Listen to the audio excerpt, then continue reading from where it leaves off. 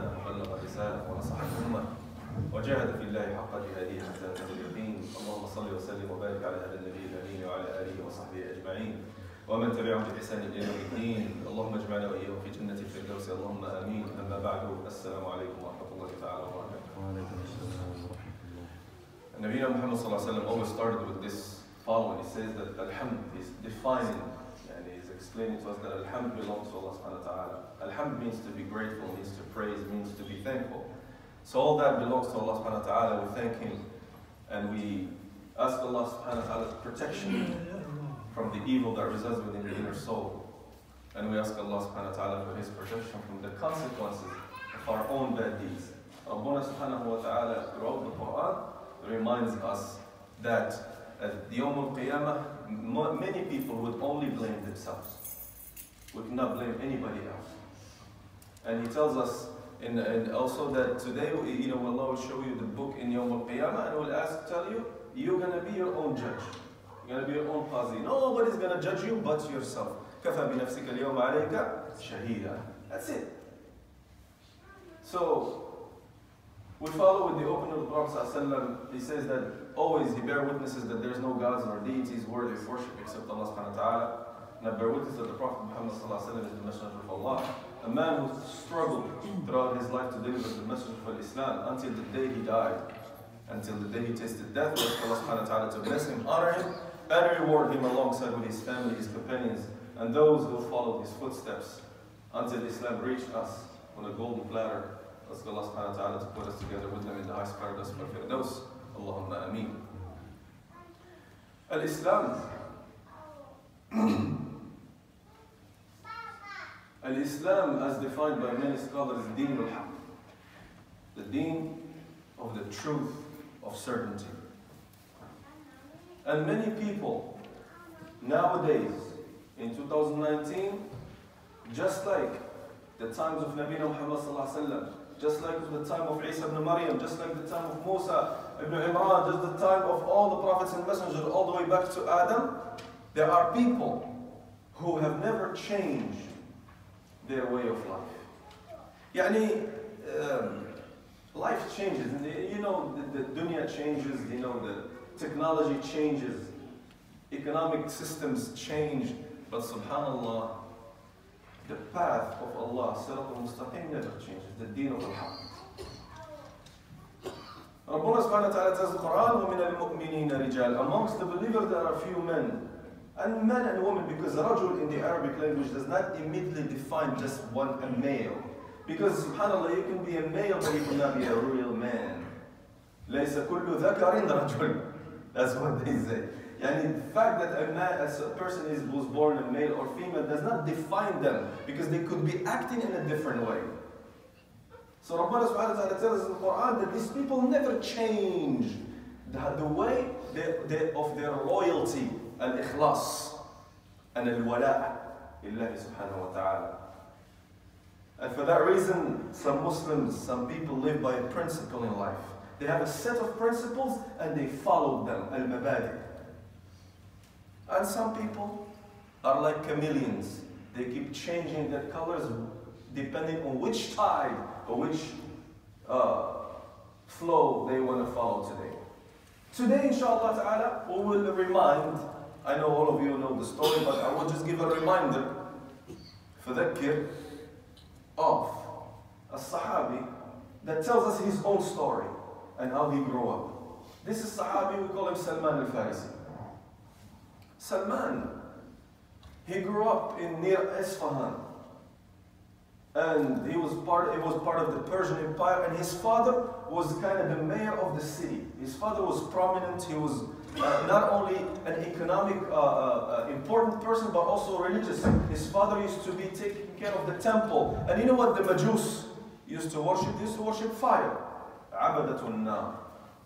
And Salman al-Farisi, they said, كان أصبح قائم النار. ما معنى قائم النار? Is the person in charge of the fire, and he goes inside the temple of the fire and he makes sure that the fire never out. He all keeps putting, charcoal or fuel or wood to make sure the fire keeps going.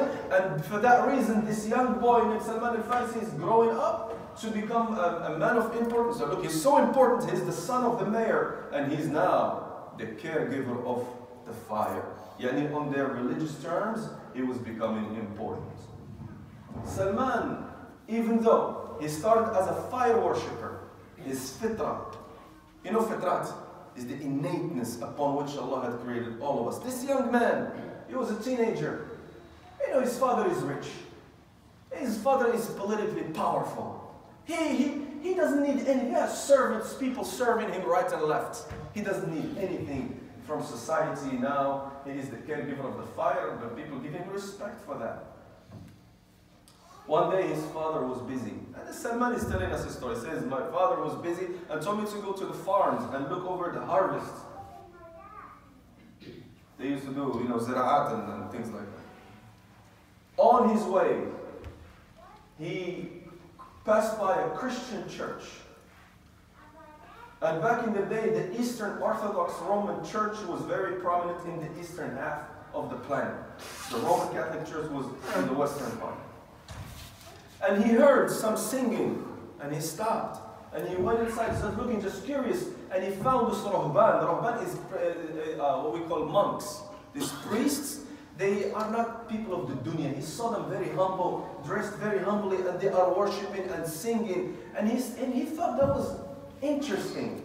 So he stopped, and he asked Al-Qis, or the priest, and he asked him, what is this that you guys are doing? He says, we are reading, we are singing the Bible. And some of the Christian traditions, they believe that part of the worship is to sing to God or to sing for God. It's kind of act of worship that they have.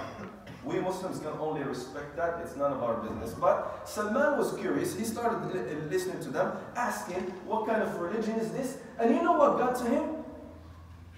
One word, he says, قَالَ أَعْجَبَنِي خُشُوعُهُمْ. Khushu'. You Muslims know khushu'. Young brothers, you know what khushu' means? It means submissiveness. When you are worshipping Allah in a way that you are so focused and you are submissive to Allah subhanahu wa ta'ala, you are not, well, like, this is some people's salah. You call this khushu'. When you're looking all over the place, like this. I've seen people answer their text messages in salah. The phone vibrates in them, they start all shaking like this, and they put it and start texting, and then Allahu Akbar. You call this khushu'. That's the opposite of khushu', when you are distracted. Khushu', when you feel in your hearts the power of Allah subhanahu wa ta'ala, your creator, and based on that you react in what? In khushu', submissiveness. So Salman al-Farisi looking at this priest, and he says, I was impressed with their khushu', and I wanted to know more. And the priest told him about a man they followed named Isa, Nabiullah alayhi salam, who rose in Palestine, and you know, we know the story, and he was telling him, really interesting. So what is the, he says, no, the creator and everything. He says, قَالَ وَاللَّهِ لَعِبَادَتْهُمْ خَيْرٌ مِّنْ عِبَادَةِ النَّارِ. He says, by Allah, the worship of what these priests are doing is better than worshiping the fire. He went back to his father and said, look, anybody with water can put the God out. It's a God. But if you have a bottle of water, there is no more God. He went to speak to his father.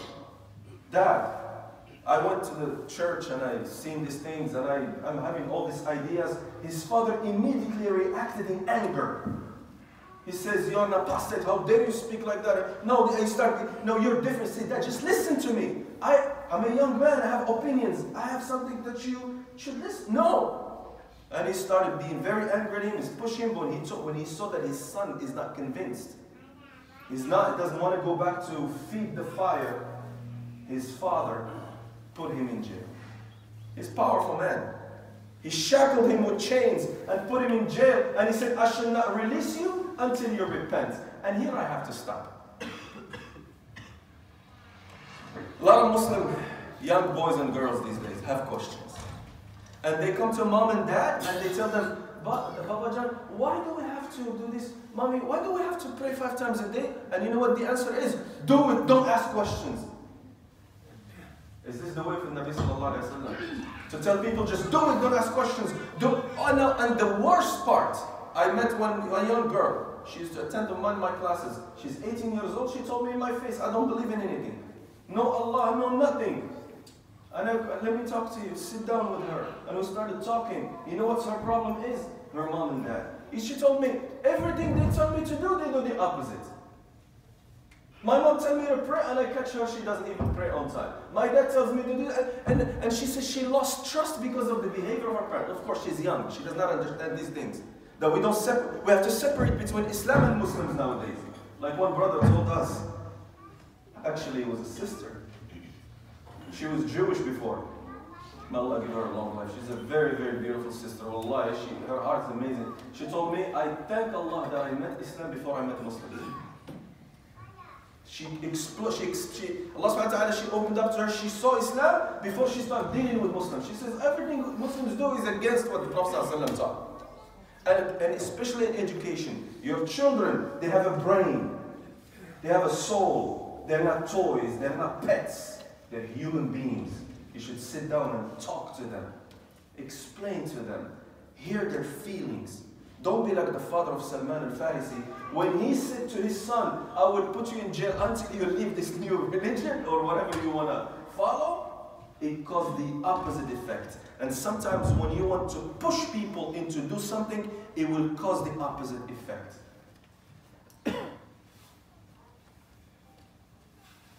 You know, there's one Sheikh who was here in the US for a while. He got his PhD here. He told us that he went to jail back home when he was in Egypt. They put him in jail because he was an outspoken Sheikh. You're not supposed to say these things, right? They put him in jail. He says, Wallahi, they brought people into this jail. And we were all sitting there.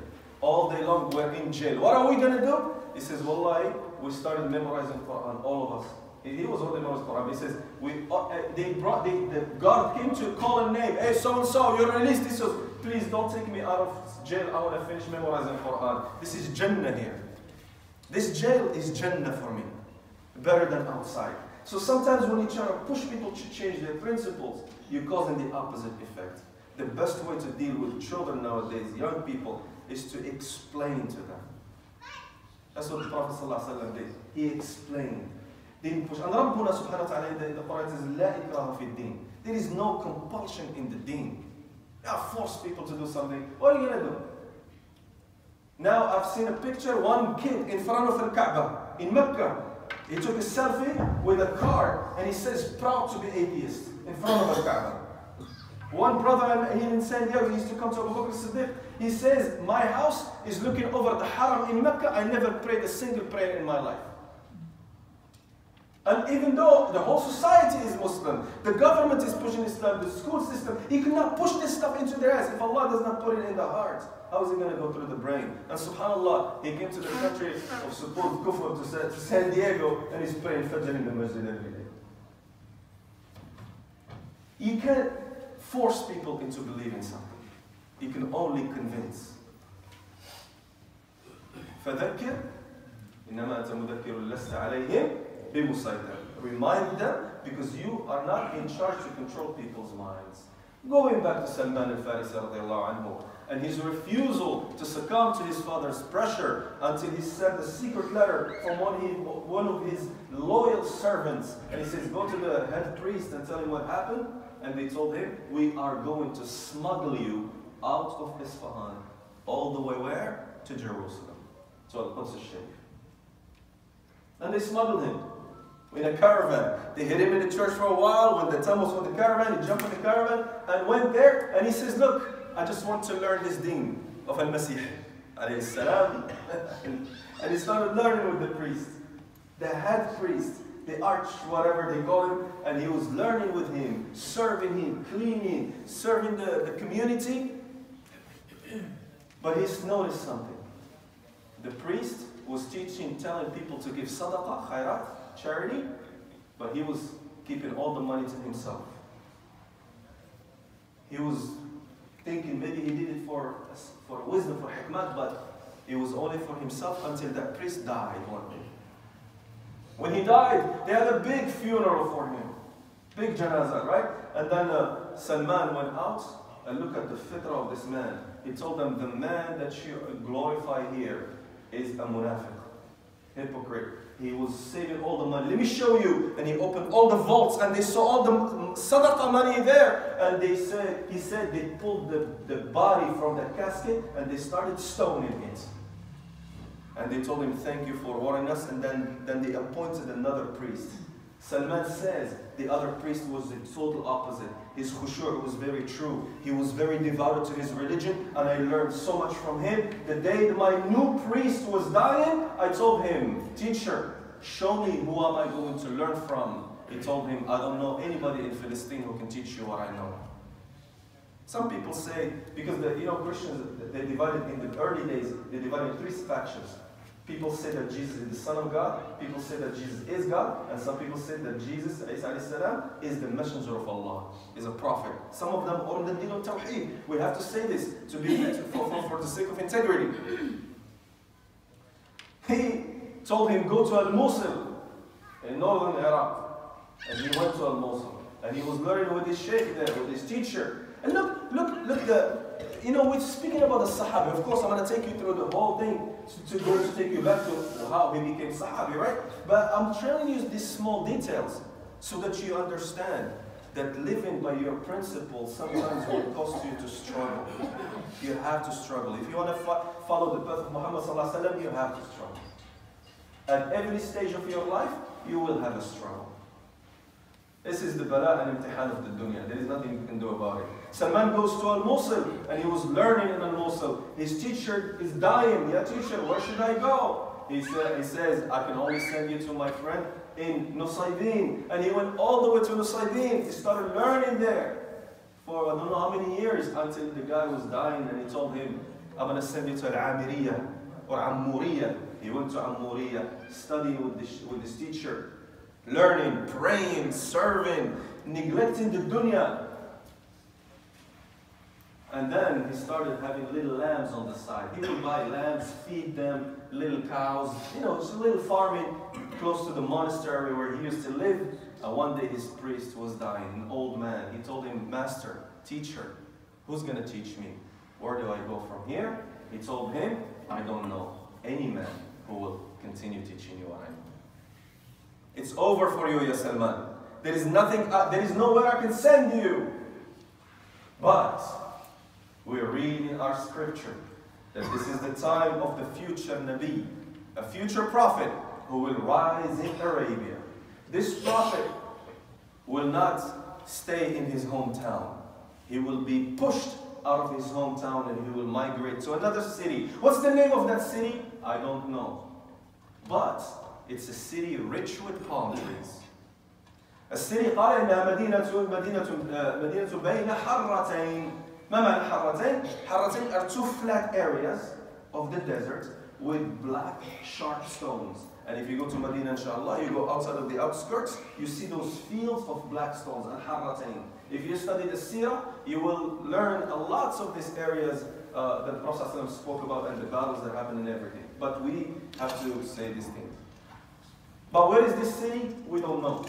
It's in Arabia somewhere. Salman al-Farisi, now living in Roman territory, he found some Arabs from Bani Kalb. They were traveling through Ammuriyah, and he told them, can I pay you some money to take me to Arabia? Where in Arabia you want to go? Just take me to Arabia. I just want to be in Arabia. You know how big Arabia is?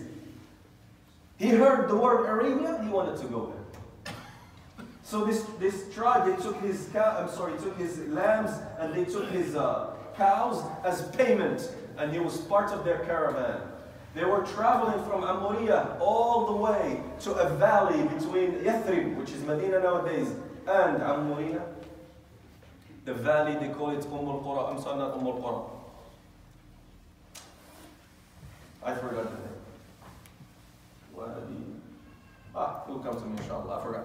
So this valley, where they settled down to rest, the people of the caravan, they betrayed him, and they captured him and sold him as a slave. He became a slave instantly. They tie him up. What are you doing? None of your business. Another caravan passing by, and they said, oh, we have a slave here. And they sold him as a slave to a Jewish man. That Jewish man was a businessman, he was a slave trader. He sold it to another Jewish man. But that Jewish man lived where? He lived in Yathrib. And that's how Salman arrived in the city of Rasulullah sallallahu alaihi wasallam. But this time he arrived as a slave. You see, we started with his comfortable life as a very rich kid, and we're going through ups and downs in his struggle, his travel, all the way to him now being a slave entering Al-Medina. We'll come back inshallah, we'll finish the story. Jazakumullah khairan. قُلُوبْ نَسْمَعُ نَسْتَغْفِرُ اللَّهَ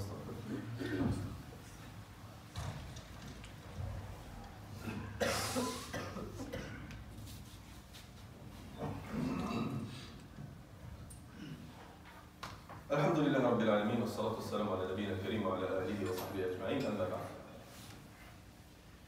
We're continuing our story of Salman al-Farisi. When he arrived in Yathrib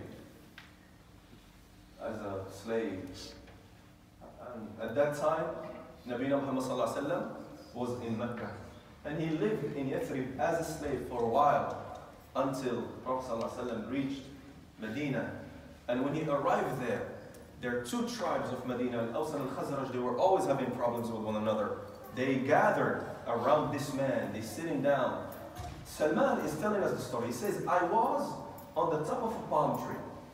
He climbed the palm tree, harvesting the dates, and he says, my master, my owner who owns me, is in the bottom waiting, I'm throwing stuff. And then while he's there, and I'm working, another Yahudi, another Jewish man, came running to him. And he says, aren't you aware of what's happening? What's going on? He says, قَاتَلَ اللَّهُ بَنِي قِيلَ. He says, may Allah destroy Bani Qila. Who are Bani Qila? It's a derogatory name that the Yahudi used to call Al-Aws and Al-Khazraj. They used to call them by the name of an old grandmother they had. It's like he belittling them. He says, قَاتَلَ اللَّهُ بَنِي قِيلَ اجْتَمَعُوا عَلَى رَجُلٍ يَدَّعِي أَنَّهُ نَبِيٌّ. They gathered around a man who claims to be a prophet.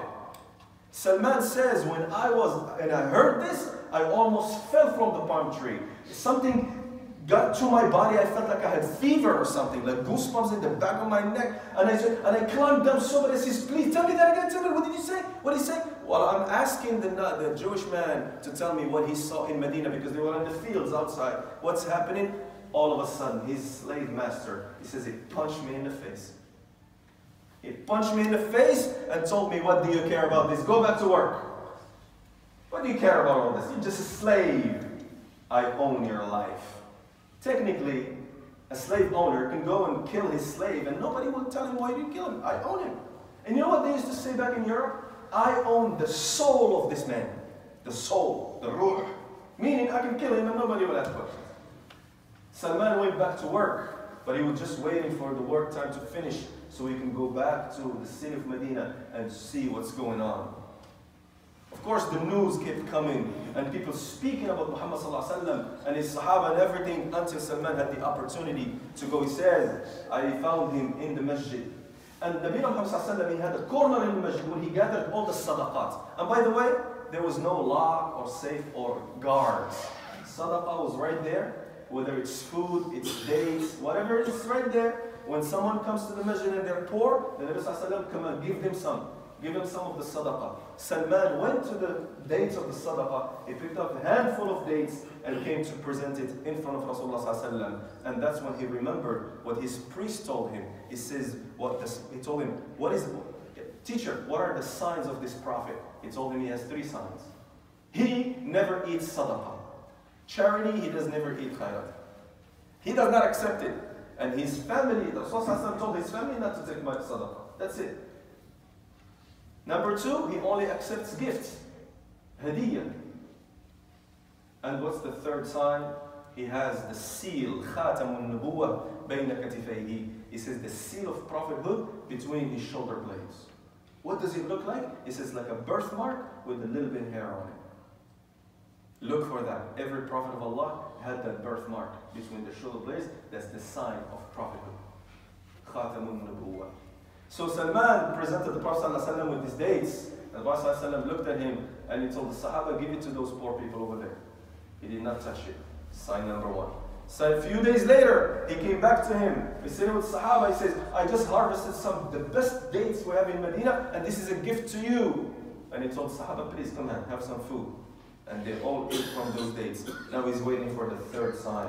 He says, am I going to go to the Prophet ﷺ and tell him, hey, can I look at your back? He did not do that.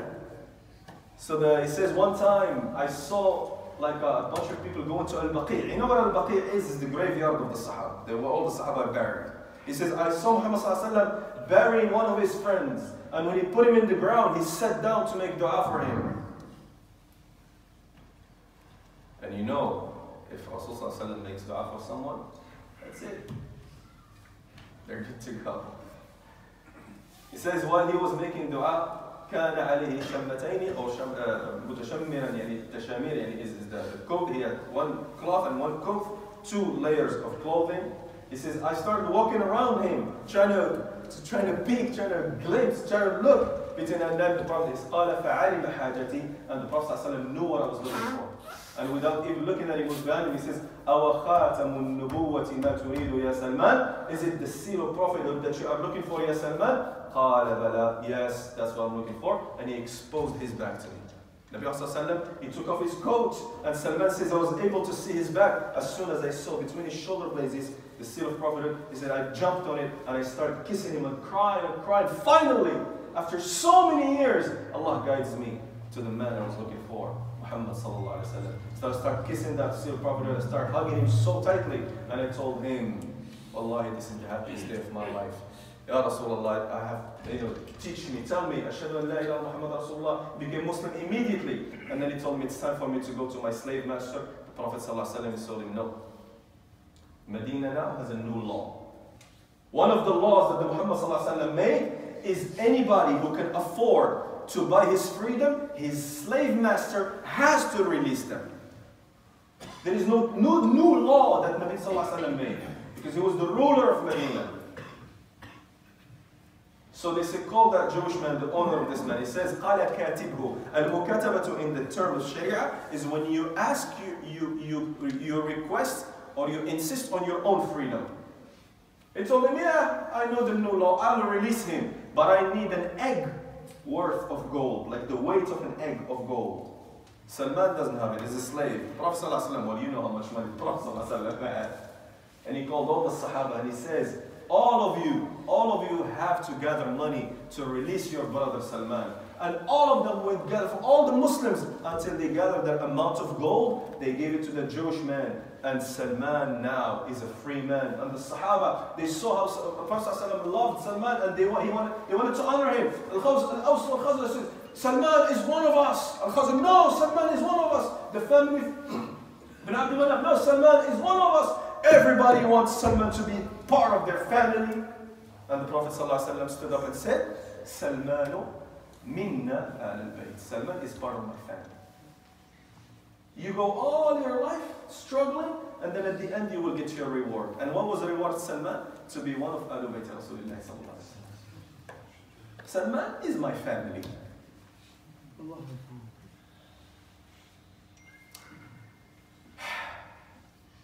Salman, when he did not attend Badr and Uhud because he was a slave. But after Badr and Uhud, he was with the Nabi Sallallahu Alaihi Wasallam in every single expedition, every single battle. Salman was there. And Salman saved Medina from invasion. Yes. The Ghatafan and Quraysh, they brought 10,000 soldiers. 10,000. Yahud Bani Quraydah, they had 2,000 back in the south. 12,000. And they're coming for Medina. And they were coming to walk in the park. We're going to go to Medina, kill everyone. This Muhammad guy with his new religion, we're sick of it. We're just going to annihilate all of them. They were not going to negotiate. And they said, Nabi Muhammad had only 2,000 people in Medina. 2,000 soldiers, 2. And when the time became very tough and they started starving, he had only 600 men standing up with him. 600 men against 12,000. And you know who saved them? Salman. Ya Rasulullah, there is something we used to do. In Persia, we have to dig a trench. They call it, Khandaq is the big deep trench. Let's dig a trench so that they cannot jump to us. And that will protect Medina from the north because the kuffar, they came from the north. And they besieged Medina for 24 days. 24 days, none of the kuffar could, I mean, except for 3 weeks, that's another story, but it protected the Muslims. Salman, when Prophet ﷺ left Medina sometimes, he will leave somebody to recite Quran in his masjid, someone to be the imam. Who are you going to recite? Some big Arab guy with the most beautiful Arab language. No, he left Salman the Persian to lead the salah. Islam is not about race or creed or wherever you're from. Islam is about the right person for the right job. Not your father is my friend, so you get the job like we do back home. Salman al-Farisi, radiallahu anhu, he lived a long life. He lived 120 years. They said when the Prophet ﷺ passed away, he could no longer stay in Medina. This is not a city for me. The Nabi ﷺ died, I'm going to go. Where are you going to go, ya Salman? He started traveling in al-Madain. He went back to Persia. He speaks the language. He started spreading Islam. Maybe somebody in this room has the blood of Salman al-Farisi, and we don't know that. And he started spreading Islam, going around until the time of Uthman ibn Affan radiallahu anhu. That's when he died at the age of 120 years. And he was, and his qabr today is in Al-Quds al-Sharif. See, he went to Al-Quds when he was a young man, and he went back to Al-Quds al-Sharif to die. So, what do we learn from the story of Salman? That if you want to stay on the path of al-haq in this life, expect to struggle. Expect yourself to go through some hardships, and whenever you go through that hardship, remind yourself, I'm doing this for the sake of Allah subhanahu wa ta'ala. Ya Allah, if there is more, I will stand up to it, inshallah. Ya Allah, if this is from you, I am very happy with it. What did Rasulullah say when he was coming from At-Ta'if, when he was bleeding, the whole city throwing rocks at him, calling him names, and when he finally escaped, he says, Ya Allah, if you're not angry with me, I don't care. A Muslim, the path of al-haq is not easy. You know why? Because al-Jannah is not cheap. Al-Jannah has a price that we pay in this dunya. Ask Allah subhanahu wa ta'ala to bless and honor and reward our Sahabi Salman al-Farisi. Ask Allah subhanahu wa ta'ala to bless and honor and reward all those who struggled with our Prophet sallallahu alaihi wasallam. Ask Allah subhanahu wa ta'ala to join us with them in the paradise of Allahumma ameen.